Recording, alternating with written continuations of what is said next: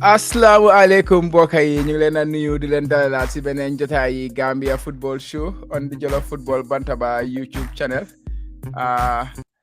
man la seen waay Thiaba comme ni ñu ko defee rek every Sunday man ak suma waa ji coach dañ dee ñëw fii nii discuss yëngu-yëngu Gambian football yi tey nag loo leen gis yéen a gis suñ background bi tey dafa xala change because we are using a different platform so in case affaire si demut as properly as it used to be ngeen jéegal ñu si loolu noonu but we will do our best to make sure ne everything goes well tey nag comme like ñun ceeñee fii nii tamit ngeen xam ne tey there is a big yëngu-yëngu buy xew because under 20 World Cup we just started yesterday and fu mu nekk nii it is in full swing so tey moom boys yi they are naka laa ko waxee we are in World Cup fever daal ñu ngi si World Cup fever bi so we are fully fledged in moo tax tey bëgg nañu waxtaan ak yéen a lot about that World Cup the upcoming World Cup like the upcoming game Gambia and Honduras and of course Gambia didn't want to play against France during the weeks before we record the next Gambia football show so loolu yëpp bëgg nañ ko waxtaanee waaye bëgg nañoo seet tamit si suñu local league bi GFF league si naka la gaa nekk di def first division males and female naka la league si yëpp nekk di def so loolu yëpp nañ ko seet but balaa ñoo dugga si discussion bi wala ñoo have any chat xama introduce xama invite suma co-host bi kay nekkul introduce xama invite suma co-host bi mu nuyu mbokk yi Coach nu mu fa demee nuyu naa la bro Sama fay na la bu baax a baax gis naa daal seeram yi tàng tey de non tey maa ngi tàng tey maa ngi over tàng jiir sax loolu laa gis di la delloo siyaar da jox sa wàccuwaay di nuyu suñu gars yi di leen ne welcome to the Gambia football show brought to you by Jollof Football Bantaba home of Gambian football waaw Thiaw di la ne dawalal ma nekk apprenti non man tey lu ma la ci ana sa Gambia jazzy bi sax tey man dama tàng de ana sa jazzy Gambia bi yow ñëpp a ngi sol di pareel affaire wala yow Tuesday Monday ngay xaar non action la dama ko am fu ma ko dugal am fu ma ko yóbbu dama ko yónnee Casamance ñu am luñ si def ñu fi war a def waat ma ko naa ko jotee si guddi bu soobee yàlla boo xamee li booy dañu war a sori ñu yëngal bagage baax na daal gars yi ko dégg bii nii daal na gars yi naka la pas butéel la ko gars yi de wax xaw ma biir Casamance wala xëy na mi ngi def defam naka la booy si trophée bi baax xam nga World Cup biir Gambia boo dafa métti de boo foog ma jël ticket ñibbi de bàyyi foofu damaa ñibbi si de si ticket World Cup bi ñëwee Gambia damaa jël ticket ñëw de but guys before ñu dugga si discussion bi guys please don't forget to hit that subscribe button if you are new around the Jollof Football Bantaba YouTube channel and su fekkee da ngeen di enjoy lu ñu def fii nii rek always give us a thumbs up because this is how this channel grows tey nag noonu leen ko gisee we are doing live stream on YouTube but we are also live streaming on Facebook so in either platform you are on thank you for joining us and yeah you can get in the show by commenting in the comment section and we will see your comments and if we see some interesting comments we will pop them up on the screen and we will of course discuss some of those comments if they are very interesting towards what we are discussing today so guys without further ado ñu get to discussion bi nu ma leen ko waxee tey dañoo starté si suñu local league bi by ñu discuss about Gambia league bi first division second division because leagues yaa ngi they are very interesting second round la gaa nekk right now so bëgg nañ see wax tuuti rek seet table si naka la nekk di demee after loolu nag ñu dem full si World Cup bi la dem waxtaanee bu baax a baax so coach ñu dugga si league bi so let me just bring up the table for the league table I will start with the male first division league ni leen ko gisee ni la league bi demee Falcons they are still at the top gaa ngi jàppa bañ a bàyyi but gaa ngi xala lose form because soo gisee seen last 5 games yi they only had 1 win had 3 draws and Real de Banjul are clawing back the points now Real de Banjul are just 4 points behind but still Falcons has a game in hand nga am Fortune ñu ngi third place Qualidad ñu ngi fourth place top 4 bi daanaka change that much nga am Sam nga ñoo nekk fifth Gaaf sixth but soo xoolee relegation bi yaa ngi am Gamtel Banjul United and PSV Wellingara xam ne ñoom last season na gaa ñëw egg si league bi but they are finding it very tough. They are greater tomorrow themselves. They also egg but ñoom ñu ngi 12 not so bad but it's difficult for a team coming up to the league. Coach naka ngi say first division league bi right now how is it going down there with all these players going to the World Cup, like for especially teams like Real de Banjul? We expected them to be affected the most, like Steve Biko, things like that. What naka la league bi naka demee coach? Wow, Chairman, league bi daal daanaka moom change si bëriwul that much soo bàyyi xel table bi xanaa gis na rek Falcons ñu ngi continuer di dominate te ñoom tamit Yeah. xam nga lu ngay àndal wat ñoom suñ drop point si week bi ñu fi nekk seen boor yëpp ñaareel dañ dee drop points so loolu jaaxal na ma trop xam nga gis nañ Real tamit still now mënuñoo find seen way because dañ dee foog ne gars yi ngay dem nga jege gars yi posa tam nga you just don't know xam nga gis nañu Sampo tamit offre seen gars yi ngay pick up form nanka ñu ngay ñëw Hawks tamit jël nañ a very big leap of the table because since the beginning of the league ñu woon si relegation zone area bi xam nga gis nañ ne gars yi ngay lifin but while daan ay Gamtel Man United ak PSV nga ñoom tamit ñu ngi struggle but Greater Tomorrow tamit I think ñoom ñoo gën a make steps sax parce que bàyyil dooleen league bi di yàlla bottom in the league but all of a sudden ñoom tamit ñu ngi ci bu gars yi ci ñëw coach ñoom Birkama because Birkama dañ taxal seen coach bi indi coach yi Greater Tomorrow daa ñoo njëkk a taxal coach seen coach yi dem Birkama so ñaari team si su bàyyi xel taxal coach bi jik na leen because kële bu demee Birkama is doing well Birkama ngeen dem higher bu ngi dem Greater Tomorrow tamit indi coach bi yes ñoom they are going high up the table so it's getting very interesting because ñoo nekkoon di struggle because ñoom since AFCON bi under 20 bi ñoom mënuñu woon a win nga draw after gars yi lose draw lose but fanaane just recently am na win bu gars amoon seen last 3 games am na win bu gars amoon so but they are still struggling xam nga moo tax fu gars yi nekk fa in the table but pretty much daal I think Falcons are still dominating. They are still in control, because so said like 4 points with a game in hand. If you win that game in hand, you are talking about 7 points. 7 points is not just any point because the Social League just 7 games at the League B. Real Banjul 7 games at the end, Falcons 8 games at the end. So that 7 points is massive. It's gonna be very difficult for teams to claw it back, especially not go ahead. Teams can get drop points, so Falcons drop a point. When you put pressure on Falcons, Hamga. Keep it tight. And Real Banjul, so said under 20, we are going to talk about them soon. They have some key players there. Falcons, they are one of those teams in the league that have no player being represented. So same key players, even same team right now. So I think this is a good period for them because World Cup league will stop while the World Cup is going on. So Falcons, they are in I think they will get over the line. To be honest, I think they will get over the line. Yes, relegation like mi ngi tight nak nu ma la ko waxee PSV ñoom they are finding it very very tough in this first day because last season, to be honest, they were so dominant in the second division. I think they lead that league for almost the whole season because every week gars la nekk si suñ poster team bi. So this season gaa ngi ñëw si first division bi, they are finding it really hard. Gamtel tamit a very big team, ñoom tam gaa ngi nearly di languish in 14th place. They could be relegated, but the relegation spot bi is quite tight because Greater Tomorrow waa Banjul, even Hawks with your few wins, and Steve, because they are still deep into that relegation spot. Because I said the bottom teams here 22 games that guy play, while you bottom 3 22 games that guy play, but you never send call you play 23 games. So they have that advantage of extra game to play. So, but it will be interesting. Let's move on to the second division and see if we have the second division league. Second division we want to overchange from first round back second round because first round so by hell it was all BK Milan, BST, top 2 B. TMT were in top 3 all the time, but all of a sudden TMT has created a gap, 5-point gap, and now they keep winning. Look at their form: win, draw, win. So they have won 4 of their last 5 games, and that is pretty clear. That is keeping them with the pace. But BK Milan, I think, since they lost that player from injury with the injury, like they had a very bad injury in the first half of the season. I think they have been struggling since that. I think mentally kind of affect Nalen, and also maybe the player was an important player for them, and maybe Dulmot Hagangi Dano.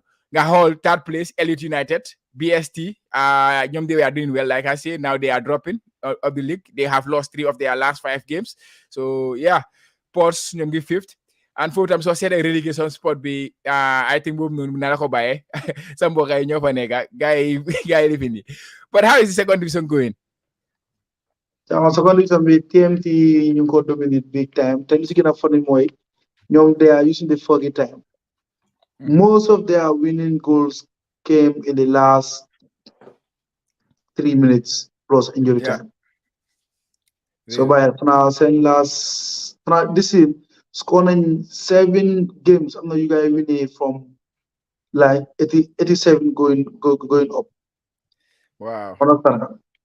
So they are doing very well because they invested a lot. They invested a lot. So football is all about the investment you make. So motor guy benefit from it. BK Milan Yango you guys struggle. Man, Dama believe ne initially when we don't start, the motivation that they had was huge. Yeah, But one yeah, will they be able to continue it? Ultimately, is another problem because football yeah, is too expensive. Joe was doing extremely well, trying to uplift uplift the players by in the means of by the means of motivating them.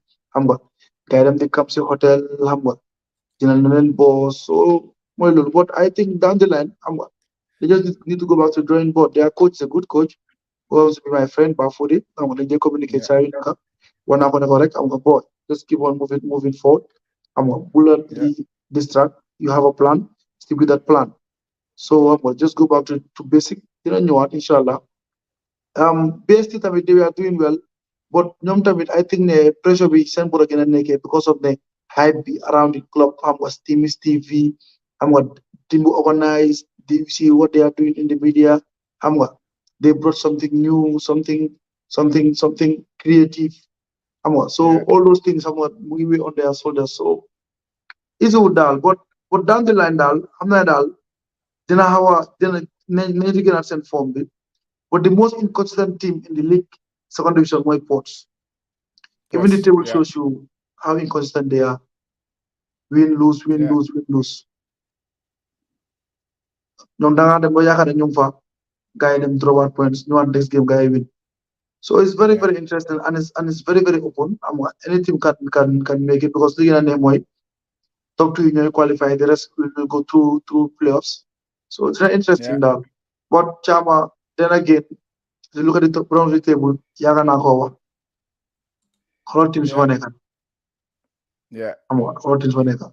It's Si surprising that you bottom have bi. teams like Tallinn United xam nga ñu ngi struggle big time but ñoom ñu ngi ñëwaat tamit nanka because gënoon nañoo sonali so yàlla baax na yàlla baax na but ku tey jumbolo moom caama ak before you came Yeah, west caama doy na waar doy na Young African Summit ñoom tam ñu ngi struggle.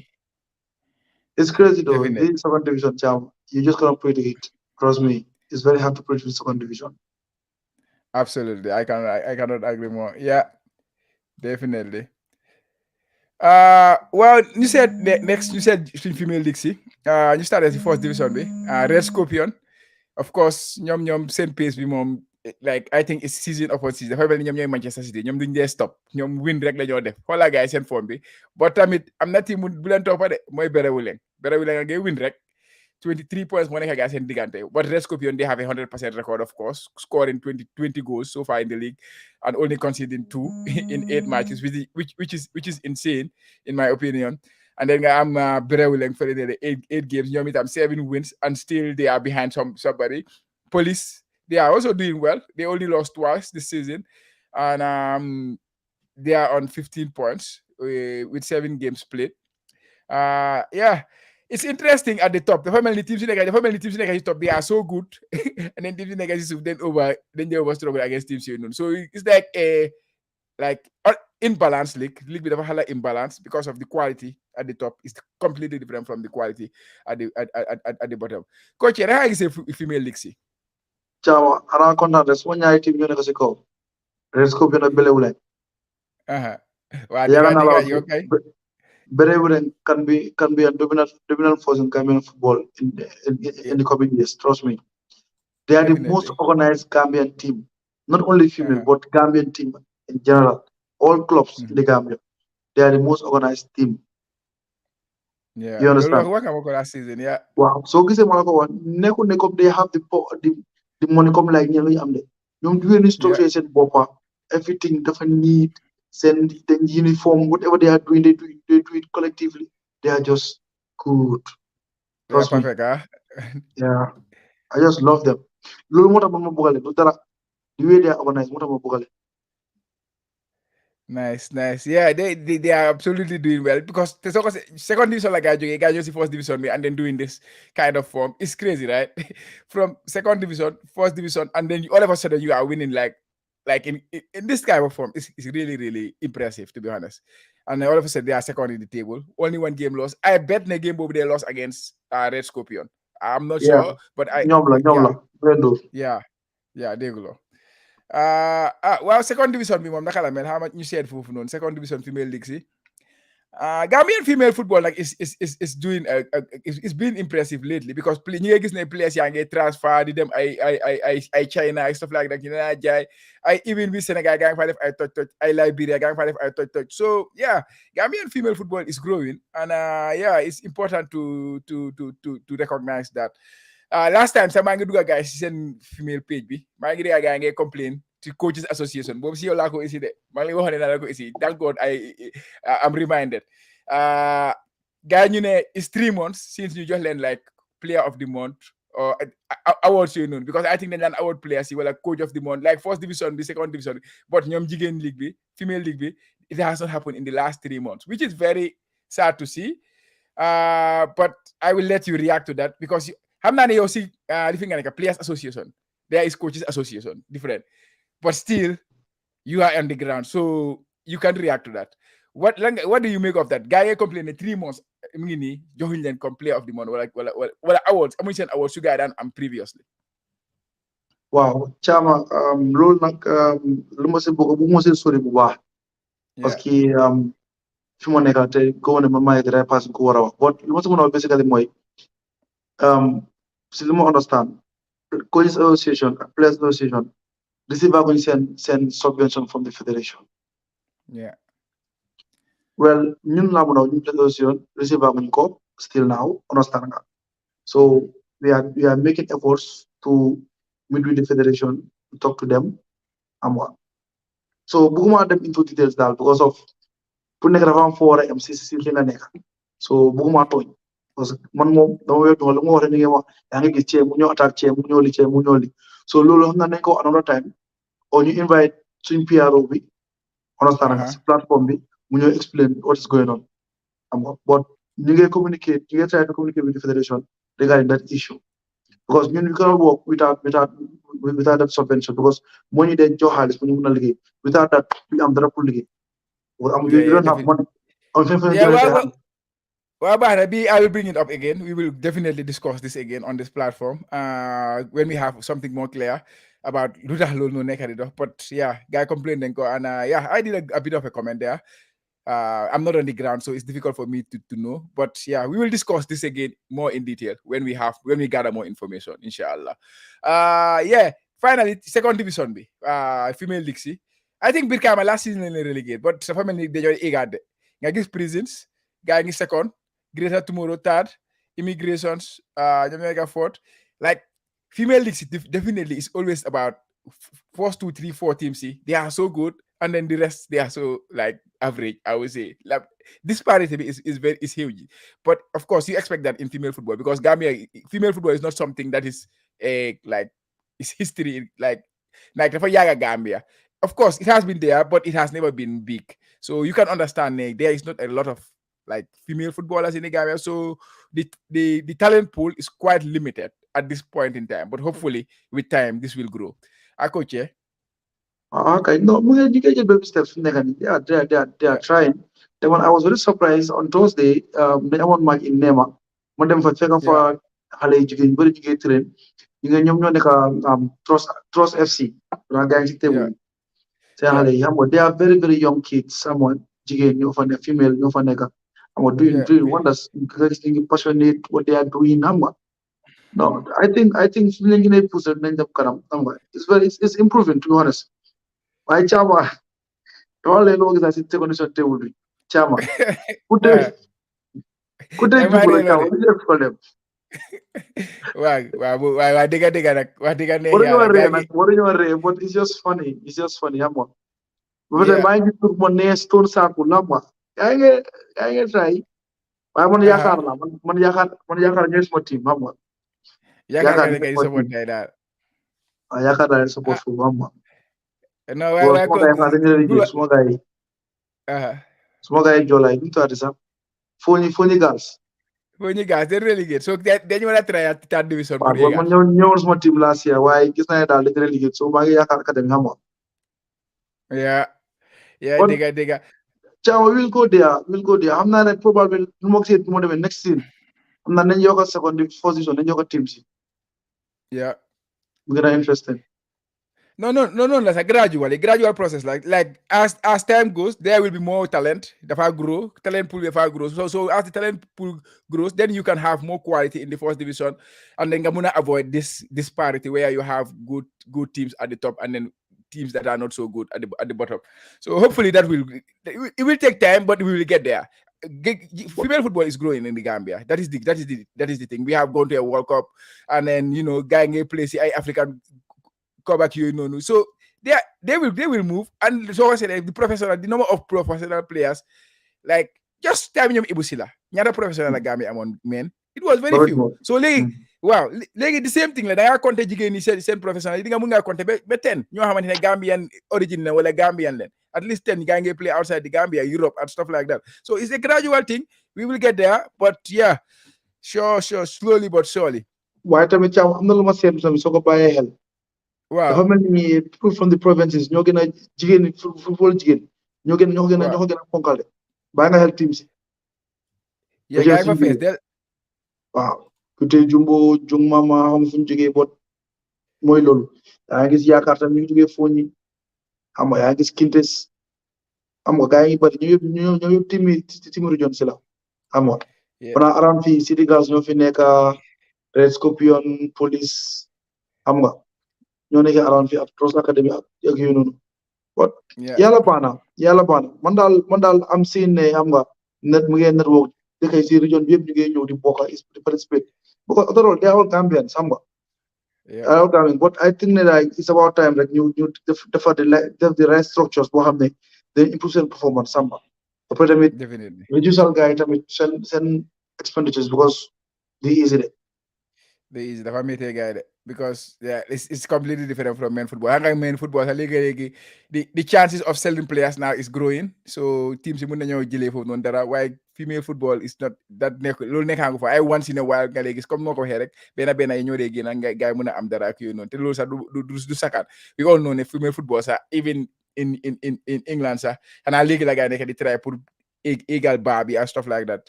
But yeah, hopefully they will get to levels that we hope, like we wish they would get. Yeah.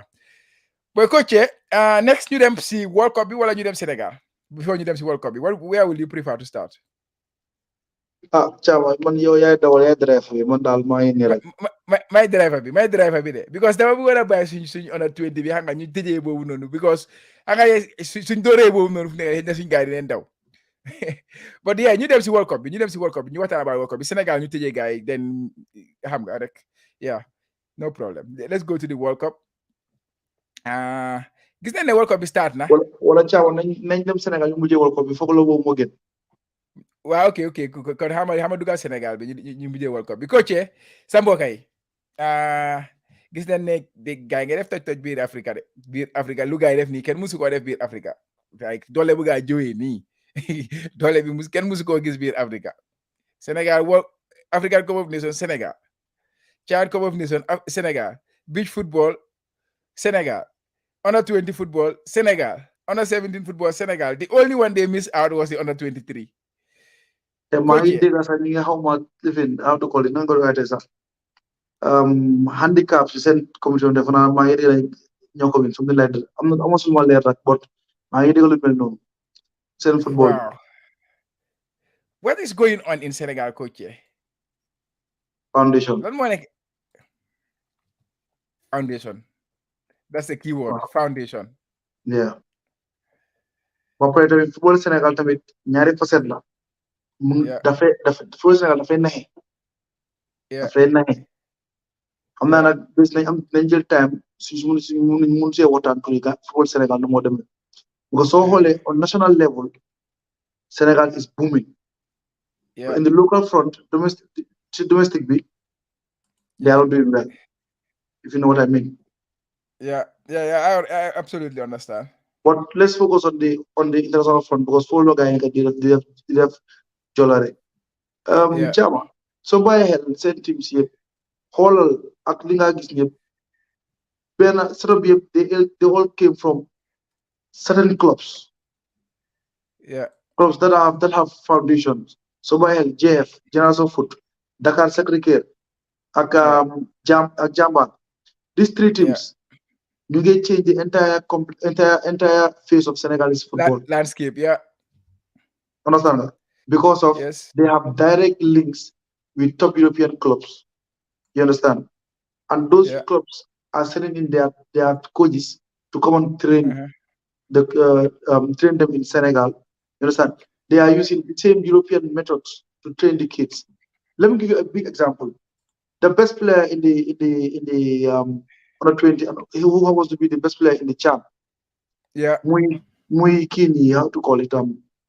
Lamin Kamara. Them the Yeah. Mets from Generation Foot. Chama, imagine Yeah. that. He dafa enter rek continue. Dafa He played continue. full Yeah. time Generation Foot. I feel he Yeah. Mets. Yeah. First two games in the second half after he became a starter. Yeah. Because Dafa ñëw rek start. it's a process.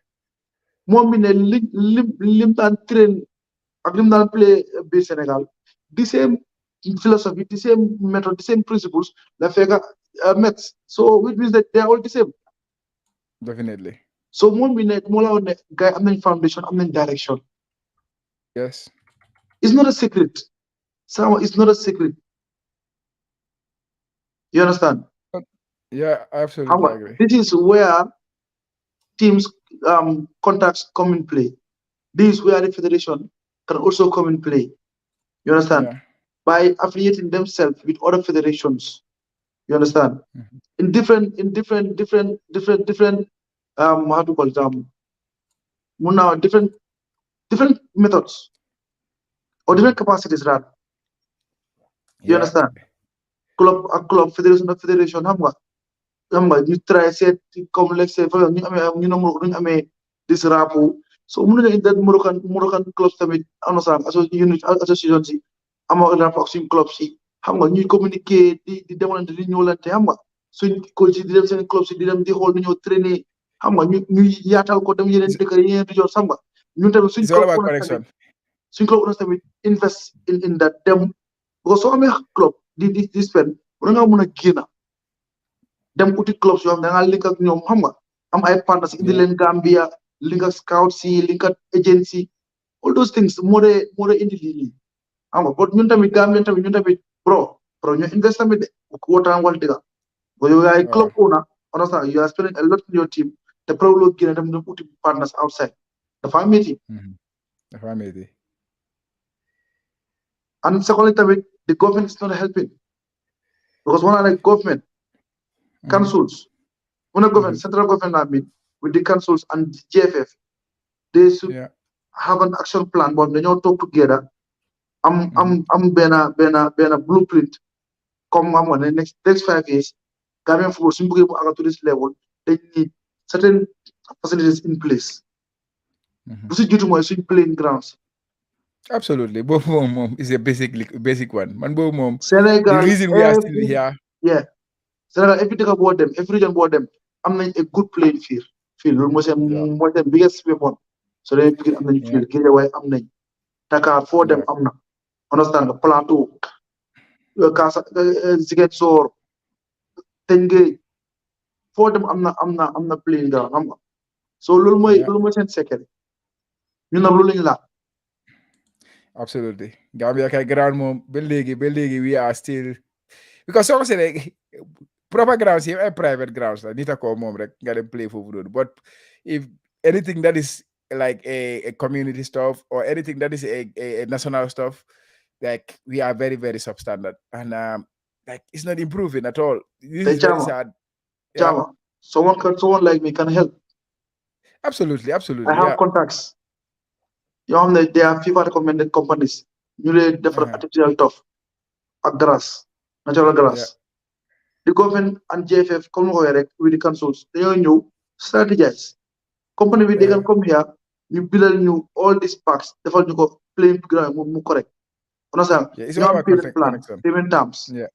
Yeah. Xam nga government ñoo ñoom nañ mën a def lii council ne ñoom nañ mën a contribuer lii JFF tamit ñenn nañ mën a contribuer lii dañ ñu fix Yeah. everything ñu am action plan ñu xool léegi ndax naka la ñoo mën a liggéey ak ñii for other way comme say they all need job so they wouldn't mind nga am a 5 years payment term boo xam ne ñoom dañ laa liggéeyal every quarter ngay am looy dugal seen account bi loolu nee na affaire Absolutely. Nee na affaire de waaye mooy loolu Sénégal moom they are not stopping suñ mbokk yi the congratulations for winning the under 17.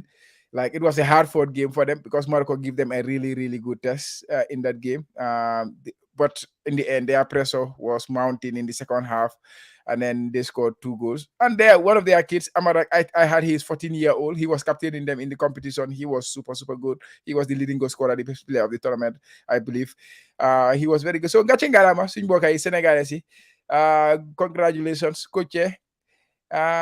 Foog naa ne war nañoo mën a jàll léegi dugg si suñ gars yi de. waaw Wala caama you caama have any final word foofu nag fa ñu dem break fa ñu dem break bala ñoo ñëwaat da ngay taxamte ko because maa gis nit ñaa ngi seetaan right now Yeah. Well, all right, guys. Let's take a quick break and then we will be back in the stream quickly again. Yeah. Uh,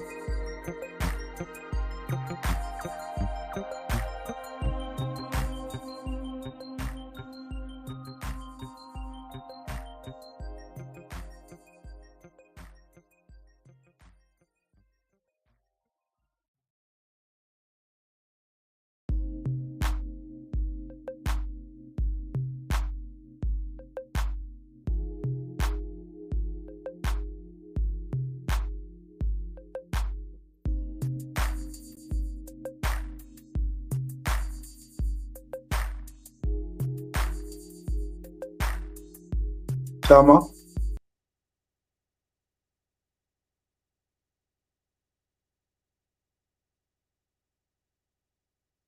yaa ngi mute uh, welcome back, guys. Sorry, maa ngi mute. Nu ma leen ko waxee rek maa ngi si StreamYard bi tey. StreamYard dafa xala xam nga rek nekkaaguma expert on StreamYard. So moo tax there will be some struggle. So sorry for that.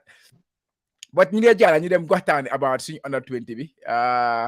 Of course, ni nga ko gisee ne World Cup bi start na. A few teams have played already. So say Guatemala playing against New Zealand. New Zealand win that game 1-0. US, I mean, playing in their first game against Ecuador. US new win 1-0. Argentina playing in said open up against Uzbekistan. Uzbekistan is a really good team because I saw them in the Asian Cup. They won. They were the champions actually. So they lost against Argentina 2-1. And then Fuji, they lost against Slovakia 4-0. So 4 games has been played so far. And today, the fixtures that we will be played are Nigeria will play Dominican Republic, our African brothers. Italy will play Brazil. That usually should be a good game. So yeah, it will be an interesting game to watch. I'm sure. Israel will play Colombia. and Senegal will play Japan suñu yeneen mbokk yi ñoom itam bu ñu fàttee ñoom ñoo ñu dóoroon si World Cup bi si African Cup bi so ñoom ñu ngi bi seen jodi bi against Japan. And then tomorrow Gambia will open their World Cup journey, and we will play Honduras along with other teams, of course. So, boy, maa ngi gis camp bi mood baa ngi over cool boys yaa ngi gaa yi kontaan ba gaa yi di celebrate birthday coach Abdoulaye Bojang. So maa ngi seen photos yi on Facebook and stuff like that. Coach affaire bi jot na de World Cup bi jot na de foo toolu pare nga. yàgg na maa pare du léegi yàgg na. Caama fu mu nekk nii kañ maa ngi over optimistic pour suñ ko fi ëllëg di bëgg a xam lu ñoo ñëwee naka la ñoo ñëwee xam nga xool boy si because seen attitude la ngay di indi ban pattern of play xam nga ñun coach yi ñu lañ bëgg a gis xam nga ban setup la xam nga ban système lañ bëgg a implement xam nga so I'm very optimistic xam nga te yaakaar naa ne tey xam nga we have a very very favorable start ci suma ko yaakaar rek because looking at the group looking at the teams I believe ne Honduras is not a small team or in this competition you understand but then if you look at the other teams I think ñun ñu am leen starting bi I think is good for us xam nga comme ni ko booy tamit mood baa ngi fa xam nga te it's all about preparation xam nga so let's hope for the best but then again I have another pot mooy preparation bi towards the competition I'm not satisfied. Definitely, but we will never be satisfied for sure. We will never ever be satisfied when it comes to preparation. It could have been much better. Like not like it could have been 10% better or 20% better. It could have been about 40%, 50%, 60%. You can even go to 70% better. It has not been great. But like Nico guy they were here. From nekani jot na ganaw de. From nekani dal. It's all about the getting ready, putting the boys in the state of like the proper state of mind for playing. And I think if you look at the players, like I can see in themselves that the mood is nice in training. The photos is telling well for them.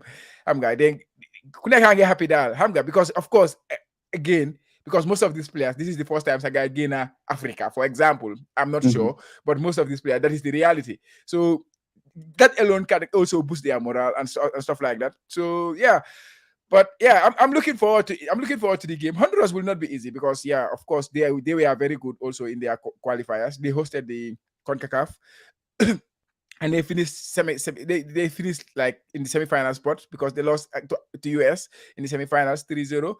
But the US were, of course, eventual champions. But they had some impressive results in that competition, winning against Jamaica, Costa Rica, this big Panama. Of course, in that CONCACAF region, these are big countries.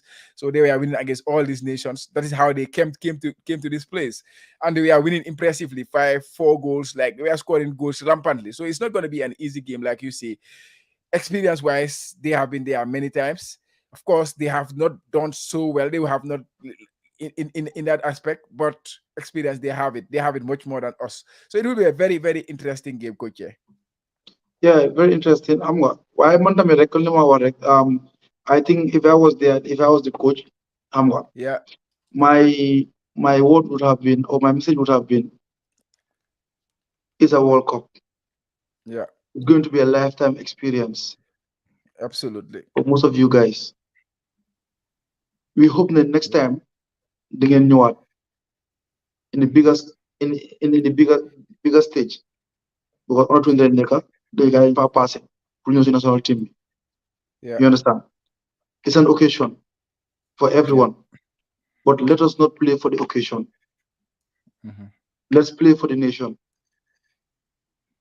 Nañ playal suñu boppa xam ne ñu ngi am waajur am mag ak rakk ñoo xam ne famille ñu ñoo seetaan te ku nekk am si ñun yaakaar. Absolutely. You will talk to tele, then small dom, swing dom. Then play new. Couldn't make another 100%. How many little Africa Cup nation? This bigger mindset. The farm will change. To look how change more. The message that the coach is going to give to the players. They brief already. They want to go.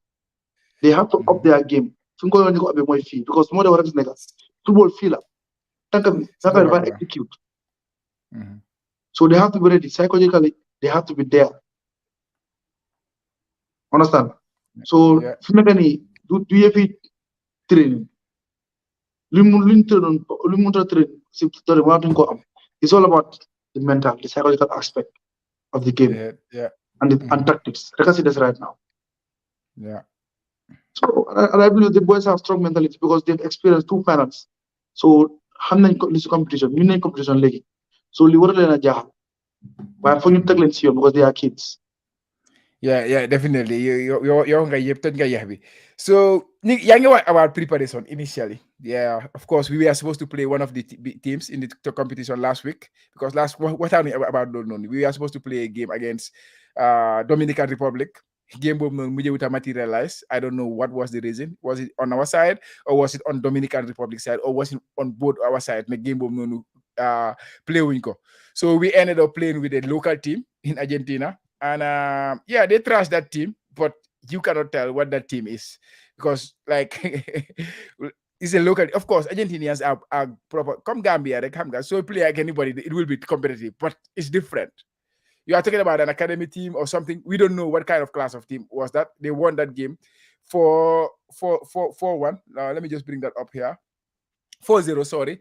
Salifu Koli score 2, Kajali score a penalty, and Sedi Sajak score a goal. So preparation be when FIFA give you all that opportunity to prepare, to have friendly games, you know, and teams are having up to 3 friendly games ahead of the tournament. It was even difficult for us to have one proper friendly game for our boys. How do you think this can impact our tournament? I know we don't want to be negative today because it's just tomorrow. But at the end of the day, sometimes you just have to we have to talk. We have to talk. That was very, very disappointing. The game we don't play with coach. Chama, we've never been negative. Ku ñoo seetaan dañuy déglu di xam ñun fu ñoo waxee ak li ñoo wax xam na ñun negative fuñ ñun we are always positive because lan la fas buy daw la ñuy dóor yar xanaa kon ñun ñu ne dawla fas dañ soxop dañ bëgg a fas bi gën a gaaw rek kese loolu rek la ñun noonu la ñoo doxee tànk yooyu mooy tax a jóg defar because criticism ak again su beera ñun dañ leen a criticize based on it's different xool su gars yi li gars yi def dañ bëgg gars yi yokk dañoo def simple okay coming to li nga wax preparation is key in everything mooy planning because in coaching you have a special lifin boo xam ne is about planning dañu ko di jàngal daily planning weekly planning monthly planning even a season planning 1 year plan dafa de nekk understand so planning is key in this time in this case dañ xaw a nelaw waxoon naa ko suma last vidéo bi suñu duration bi baaxut war nañu mën a test games at least suy ñaar sax with clubs countries yoo xam ne ñu ngi participate si competition bi understand but comme ma woon last week rek laay test games yu mu am fii nii wane na ne players they still understand the tactics because players yu mu invite on la day play first half bi ak ñi nga xam ne amuñu playing time seen test games yi am fii first half yëpp dañ struggle but whenever mu change teamam bi rek indi ñu doon use si AFCON bi rek instant dafay change dafa win match bi te goals yu mu des ko dafay nekk team goals understand foofu su ma ne team goals moom mi ne build up from the back play pattern bi bu team bi bugga bañ am goal bi so loolu mu la wax ne xale yi they still have the idea but tamit intensity bi understand quality of opponent bi nga dajal understand nga dafa uti so moo tax test games yi ñu baax nga gis ne yow di nga intensify sa playing style bi xam nga dëgg-dëgg lii ñi ma playal level bu ñu nekk ak ñi mën a playal level du nekk benn understand so loolu rek lam ñoo sonale in that aspect xam nga but nooy di team moom xam na teamam ba pare so I don't think ne boobu nga nekk boobu issue la but test suñu boppa test suñu level test suñu doole understand nga moo loolu lañ gënoon a soxla tamit at this point but then again Cham mënatuñ koo change passé na moving forward Yeah, nag so we just regular game bi we yeah, just need to wish them luck xam nga pray yeah. for them the urge every girl mu pray for them xam nga Yeah, no, loolu la fu mu nekk nii ni ko gars yi waxee rek luy jot na gannaaw de fu mu nekk nii daal we just have to be behind and then support whatever is put in front of us, and then hopefully we will get a positive results with the preparation, or of course with the team we go with the team we go with. So that is the positivity we're going to go with in the game tomorrow. And yeah, the boys can do it definitely. I'm very confident in them. Individually, especially the quality of players we have in that team. It's a very good quality team. Everybody gets the African Cup of Nations, how well we did. There was this just one giant bu nekkoon foofu noonu koo xam ne of course it was difficult to come up against them, which is Senegal, of course. wal But néebo rek lu la giant wal néebo rek no de no gars yi giant yi fu mu nekk nii Afrique kenn ñemewu leen de te dëgga ñi ngi doog a dugg African football, xam nga ñi ngi doog a nekk si level yi proper level bi, so ñun we are still young, but ñoom fu mu nekk nii kenn ñemewu leen biir Africa, so that is the reality. sa mbokk yi non ñu ñëwee but nañ ñu am nañ seen fit ñu nañoo xamante nañ yeah. waaw baax na yaa kon ni leen tasee si final bi fii nii ñu jël suñu moom ñu delloo naka ñu delloo gars yi seen naka fii bi ñu jël revenge si final bi ñu nag gars yi fii that will be better, that will be beautiful, right? ñu jógee si World Cup bi final bi jël door Sénégal final, like it will be beautiful.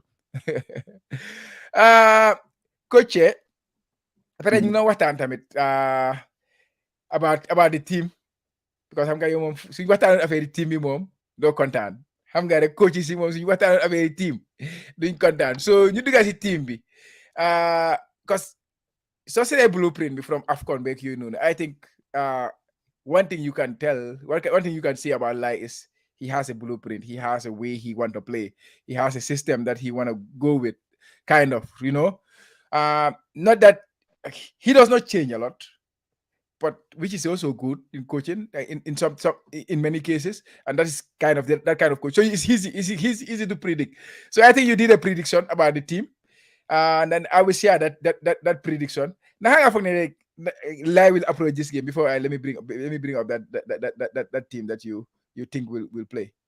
waaw Cham loolu naa sa war a tontu parce que waxoon naa ko last week ne laay Yeah, damay dem si moom ma indi suma book ak suma pen may yeah, jël notes si training bi ak lim doon def tactics bi maa ko laaj mu ma explain he always give me his time pour explain ma understand nga yeah, so man understand naa lu bari si laay benn mooy he loves attacking with his fullbacks yeah, loolu bëgg na ko he loves playing from the back laay bëggut ball bi naaw si ko dafa bëgg a booy bi daw. moo tax I was a bit surprised si AFCON bi understand nga that was his second route si competition if you can if so mu ne bàyyi Goalkeeper bi, yeah, Damfa. understand nga He most likes of to the go time direct.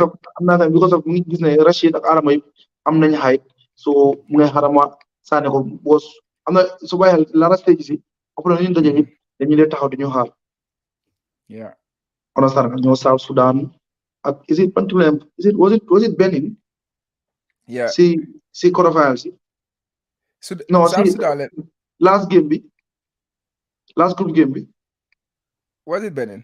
Yeah, I will confirm that. Go ahead.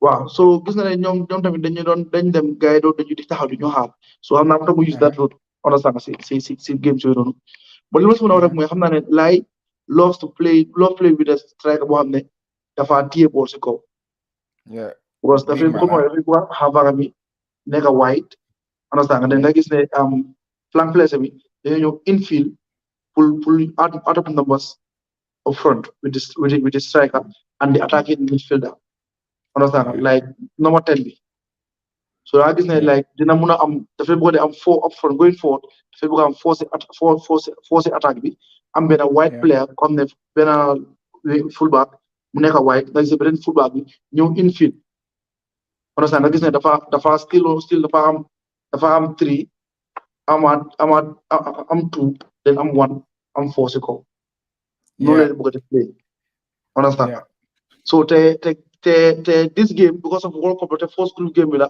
xam naa ne dina cautious tuuti du jël that risk so believe naa ne instead of mu play with 3-4 players understand nga. Mhm.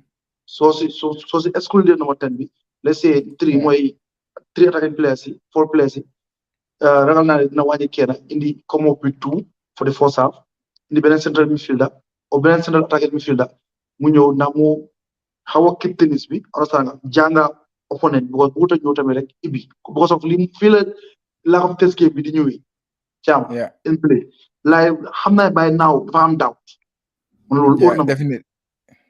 dafa am doubt yi Honduras was World Cup la Definitely. te different continent la different style of football la so dina am doubt so foog mu cautious mu indi play boo xam ne doore bi dafa xaw a tëj play bi seetaan leen tuuti benn Seetaan guy. Yeah. 30 minutes benn force bi mu xam lu gaay mu ak lu gaay di indi then mu doog a indi moom li mu bugg a def full time. Yeah. Yeah. What I want to say, like, but like I live yeah, about Nigeria among the semi-final, of course. Then you am South Sudan, but the group stage, of course, Benin among you win guy 1-0, but we dead rubber one because we already won our first two games.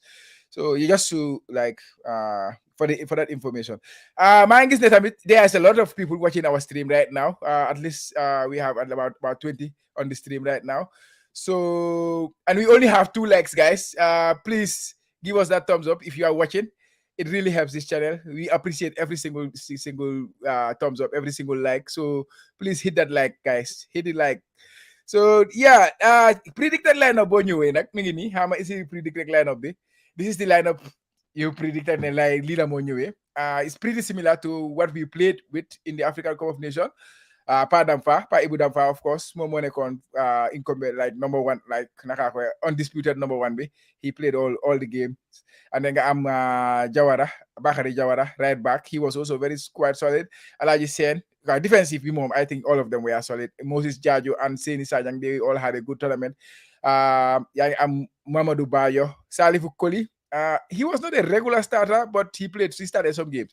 And then I'm Haruna Rashid Njai, Mohamed Sawane, Kajali Drame, Adama Bojang. Coach, talk us through this lineup. What you thinking about? What is like why do you think this should be the lineup that I go with?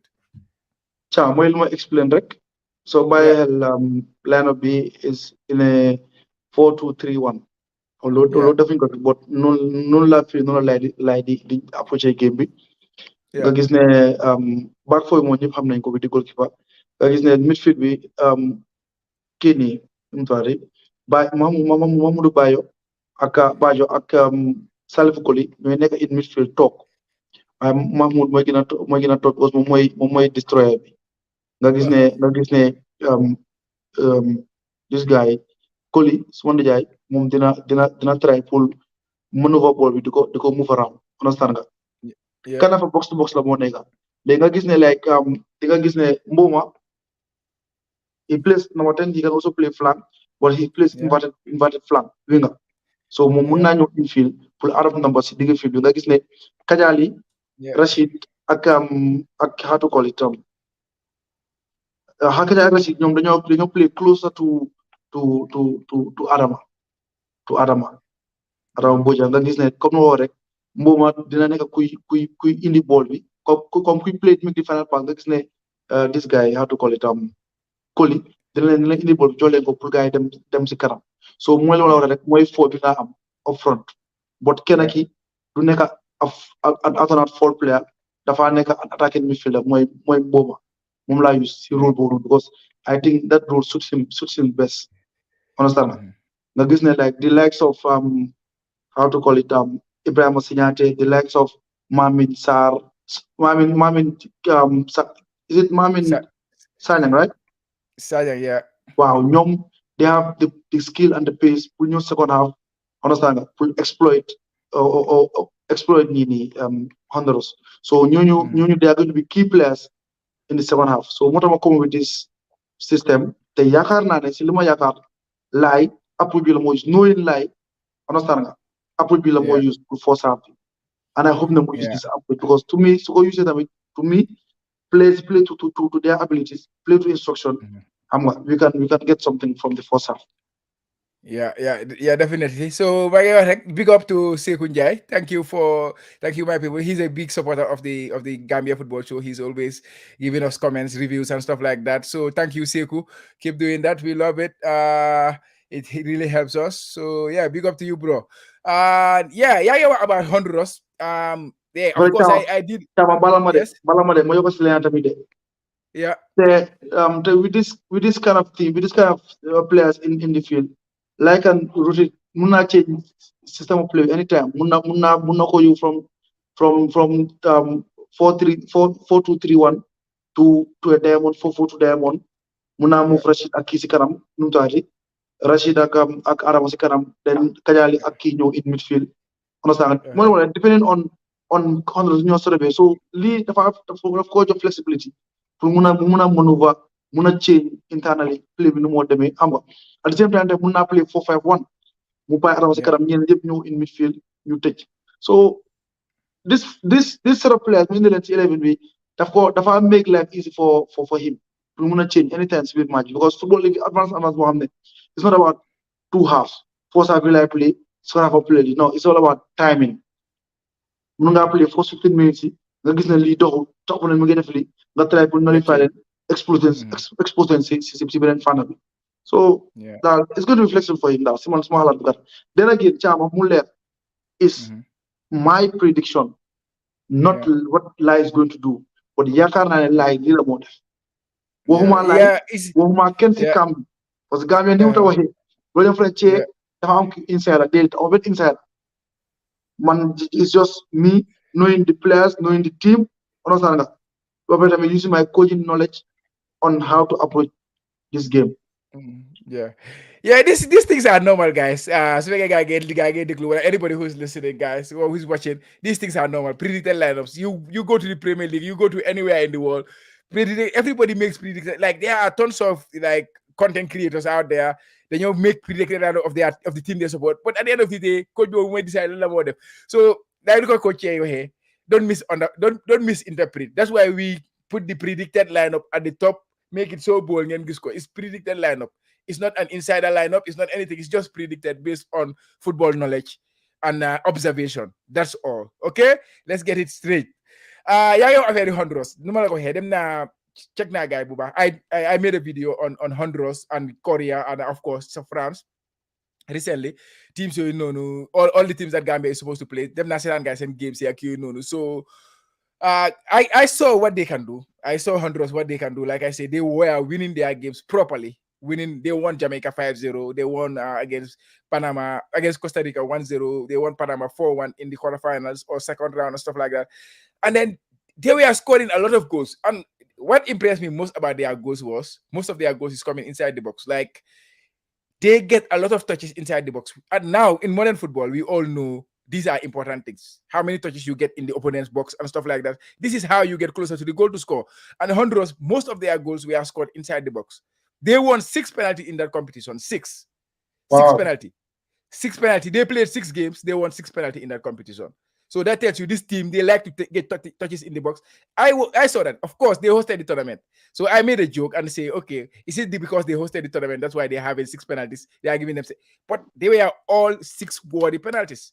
They were worthy penalties. It was not penalty you have then come wala dara. It were proper penalties. They nga gis ku nekk si biir box bi di jaxase fele ne le dokkee na ñu gaañ la nga am penalty yëpp noonu la demee seen penalty yëpp noonu la fu naa benn nga handball all the 5 were fouls inside the box. So and their goals, they have a poacher. They have a poacher of a goal that is Marco Asienteno. I spoke about him in that video. He scored 6 goals in that competition. He was the second leading goal scorer in the competition. Only the leading goal scorer, who was an American, the best player in the tournament, who scored 7, and that was Aronson. He was the only player to score more than him. The Assetino, he only took 2 of those 6 penalties they had. So imagine if he took all the 6 penalties, he would have been up to 10 or stuff like that. And his goals were top class. So he's a player we should keep an eye on. He's their number 11. He's a very good player, scores a lot of goals, scored the 2 goals that took them to the World Cup, actually. In the quarterfinals, scored 2 goals in that game against Costa Rica or someone. They won 2-1, stuff like that. So it's a team that we should not take lightly. Defensively, too, they are very solid. Their captain, Zuniga, he was in part of the team of the tournament, like I said in that video. Guys, if you haven't watched that video, please, you can We will put that link to that video on this video. Please watch it. It's on the Jollof Football Bantaba. So it's a team we should keep an eye on. As well, we are going to play France just 3 days after that game, coach. Depending game be deme, that France game could be very instrumental. What now I say game but we know that because it's difficult to talk about it before you play game because can have fee understand, but hopefully we win that game, we win this game and then go into France. You start in a very good position. But you know how I say game but we know. Chama game bo munuma la say wadara. As a coach, we take one game at a time. Yeah. And this is a competition. This is not a league. Understand? Whereby xamante ngeen di ngeen play at xam nga lii competition la te every te ñu ko suñ play ak three days ñu play against France. So I think ne focus mooy match bi su match bi jeexee as coaches what we normally do ñu dem seetaani ñaari team because ñaari team yooyu la ñu war a dajal France ak Japan. Understand? Also South Korea seetaan leen whole analyze leen everything then you come back to the drawing board you know okay didn't change much because already you're am sa style. So it's just about adjusting. Understand? So they feel that play single play first game be I'm a good result. Players you can still fit in with the adjustment that you want to make. You can leave them there. So feeling there are certain players that wouldn't go make understand you can bring in other players, understand? You have to fit in that bill. So basically technically no love academic. So it's going to be very hard for me to talk about the France game without knowing fully what will happen in the first game and what will France and South Korea bring on the table. So, Chafu, sorry, what they're gonna have. Wow, I'm question from Mike Darami. When is the game? The game is tomorrow on Monday. Man mangi Japan. So it's difficult to communicate with you guys. Coach Mingi Gambia. So it will be better for him to tell you what time is the game in the Gambia tomorrow, Coach. Wow, Chama, game is 9 o'clock.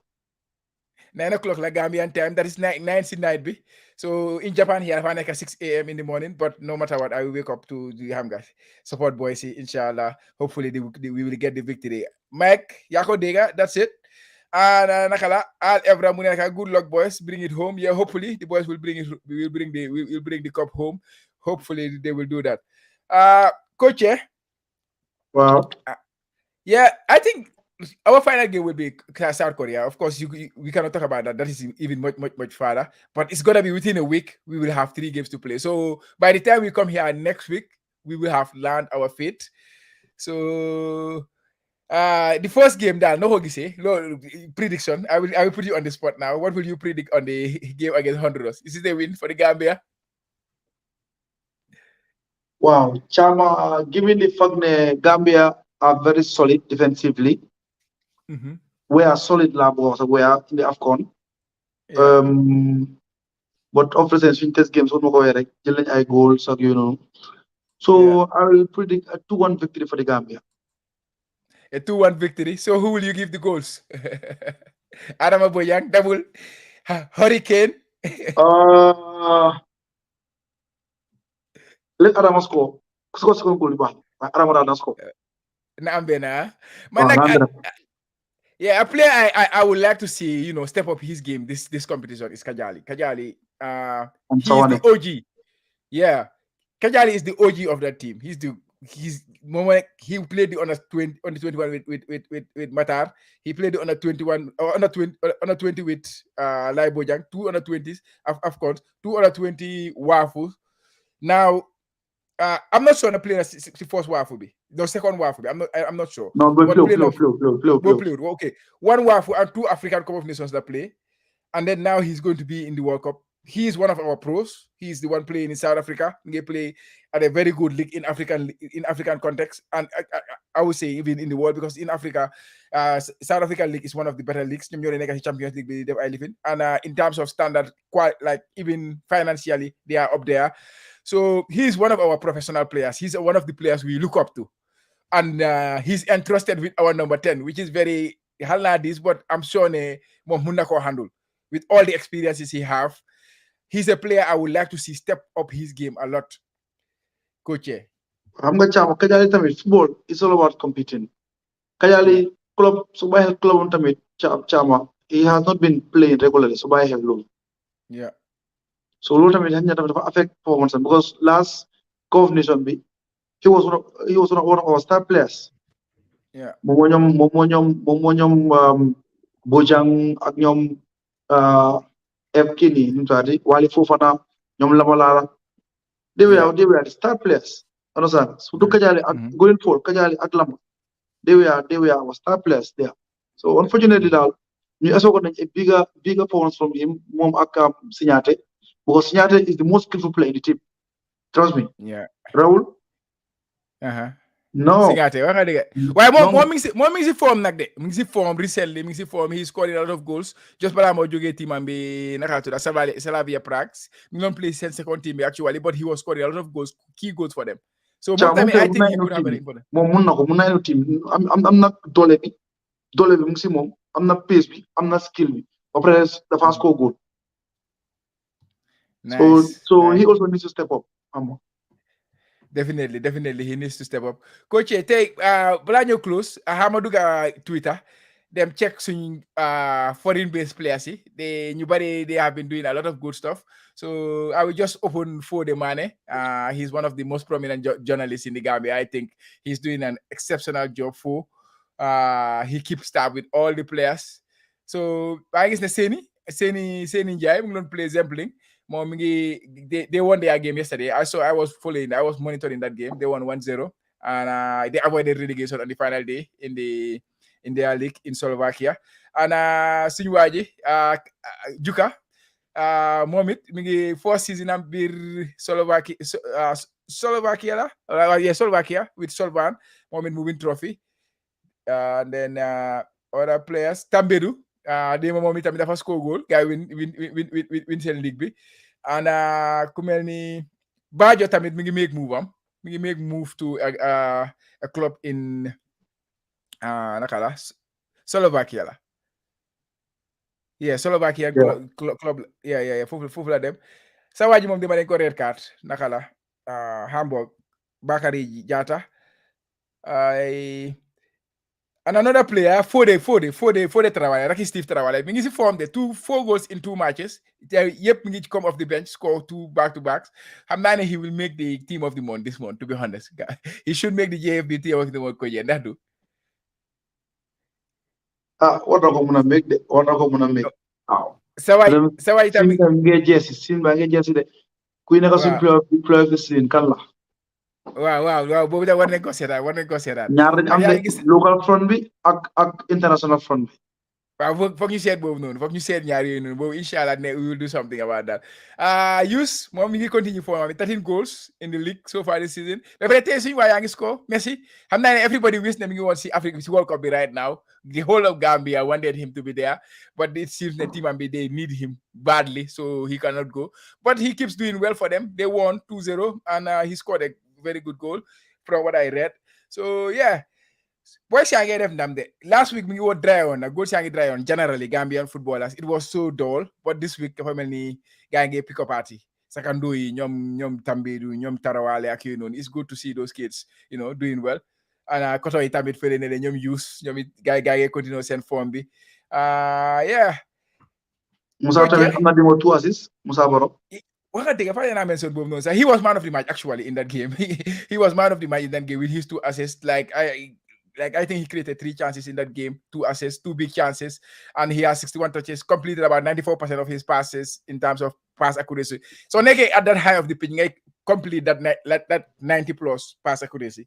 That is really good. You can do that in defense, but up top, it's very special for a player to do that when you are playing up, because it's very difficult for a guy finish like complete. I think he only missed 2 passes in the game, which is exceptional. He was very good in that game. Yeah. Why, coach? I think affaire bi we almost 1 hour now. Xanaa ma jox la nga tëj affaire bi xam naa ne ñu ñaanal suñu boy si waaye yaay suma ustaas sa ñu ñaan doog. sant yàlla bi ma doon ustaas yoo ko doon imam bi. waaw Thiam fi ma tëjee rek message bii nii dama ko ñaari message rek la benn bi ñaan lu la ak ñaan benn bi moom dama ko seen kam bi. di ko dénka technical director bi sang Jondong team manager bi Alaaji kii bi Passoire Faye parce que coach bi yeah su gars yi mënoon a defar a video whereby dañoo jeefe fii nii seen gars yi dañoo dem every player bu nekk si këram ñu dem interview a member of their families understand nga compile that video ñu sell leen ko understand nga before game bi ñu tegal ko gars yi dina ma ne trop dina leen motivate because being in Argentina understand nga seeing your parents your relatives your loved ones saying good things about you wishing you luck Chama it's beautiful xam nga loolu moo da si nit yeah jël some people from the outside mbedd bi interview leen pour gars yi wax about the under-20 ñaanal leen wish leen luck is also going to motivate them you understand mu tax ma ne la the psychological aspect of the game is very very important in this competition for us it's key it's very important yeah because people su nekku fa ma tëjee rek mooy diñ ooj Gambien si yëpp commencé ko si man ak Chama ak every Gambian suñ julee ñu nekk si cooj bi ñi nga xam ne ñu ngi si jalang yeeg ñëpp ku nekk li nga gëm ak li nga yaakaar ñu bokk benn loxo bokk benn xol ñu ñaanal xale yi ñu dugg si bismillahi rahmaani rahim xale yi am good performance xale yi toj score goals buñ jël goal di win bu kenn gaañu bu kenn am gàllankoor ba ñu yàlla may ndam waaye comme ma ko waxee rek benn la ñoo commencé compte bi Honduras la nañ ñaan yàlla mi ñu doon ak Honduras ñu continuer noonu di dem ba ñu yàlla may ndam di wax ne once again jërë ngeen jëf thank you coach I think wax nga yëpp man suma ustaas wala suma imam su waxee ba pare man du ma si dee tegaat dara so xanaa di wax suñu audience yi rek jërë ngeen jëf for those who stay with us all this long and please don't forget to hit that like and subscribe to the channel if you haven't done so already and yeah watch out for a lot of things to come on this Jollof Football Banter YouTube channel. We will be live streaming during the games. We will be having a post-game analysis, mid-game analysis. We'll be talking. We'll be on the show. We will be live streaming on YouTube, on Facebook. So watch out for all those things, guys. We'll be doing a lot of stuff during this World Cup and beyond, of course. So yeah. ñu ngi di leen wax jërë ngeen jëf rek so good luck to team Gambia bi ñu jox leen beneen jotaay incha allah next week on the Gambia football show coach nuyu naa la déggoon nañ ba beneen yoon.